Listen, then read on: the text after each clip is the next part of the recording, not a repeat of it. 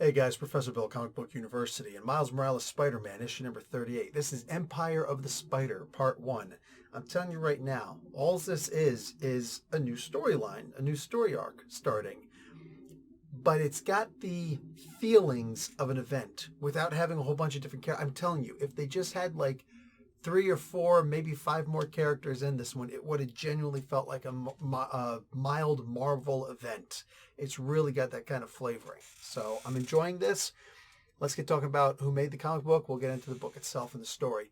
So Saladin Ahmed is the writer. Christopher Allen and Alberto Foch, I think the name is they are the pencilers. Oren Jr., Jose Martin Jr., and Alberto Foch again are on inks. Brian Reber doing colors and VC's Corey Petit on letters. Torrin Clark doing the cover and a whole bunch of variant covers out there. Okay, let's get started. So Miles, as we saw in the previous issue, he gets sent to an alternate dimension and he's not afraid to just jump in. He's like, they're screaming, let's go kick some butt. But then he gets pushed in anyway, so it's like, oh no. So even the slightest bit of hesitation and trepidation does not mean anything because Selim got something to say. And he jumps through and it turns out it's an alternate universe. Now, I know. We've seen the alternate universe things before. We've plenty of time. It's still going on. But, the Spider-Man 2099 thing is going on, the Exodus, right? There's a lot of futuristic stuff happening. The thing is, when Saladin Ahmed takes up a new project, I'm usually more than content with checking it out because he can take things that usually aren't great and he can turn them into something fantastic, Just look at Glurp over here, Shift. Like, look at what he's done just with Shift. He almost feels like he's a mandatory backup character or sidekick, I enjoy looking at this character and seeing the things that this guy's going to do. And we get a future version of Shift also. And it's something else. Anyway, he meets up with some people from his past, including his little sister and Genki, whatever. Gank. I like Gank. And yeah, you get to see what he's going to be in the future if the future were to completely go to crap, right? If full suck mode opened up, he would be right there in the midst of it. He's kind of in charge, and it's kind of cool. Now this is all gonna involve another fight with Selim from the future. We'll see how this turns out. I'm curious because all I'm saying is this looks fun. As typical, as should be expected from Saladin Ahmed. As far as the art is concerned, I'm impressed. I really am. It's not just the idea that the pencils and the inks and the colors are good. You should expect that, right? Unfortunately, it's one of those situations where so many times they're not good and you got to comment on it, right? No, this is exactly what it should be. It's fantastic. The shading, the lighting, the coloring on it, everything, absolutely perfect, right? But more than that, it really takes into scene, and I think I said this about the previous 2 issues also. It really takes into effect the scene, the camera angle, right? When you see Shift going in to attack somebody, the very next scene, you get his eye view. So it's up a little bit because he's a Spider-Man character. He's going to be jumping and, trying to land on you, trying to pounce on you like a lion, right?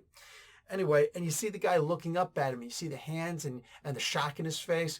At some points when you see somebody moving hard, moving fast, like a quick turn towards somebody, you'll see their face. And sometimes you can't see. There's one scene where you can't see the face because they got masks on, but the guy behind him doesn't have a face shield on, so you can see his face. And even the way that the light glints off of this guy's mask, it almost looks like he's doing the bug eye, oh crap thing, just like the guy behind him.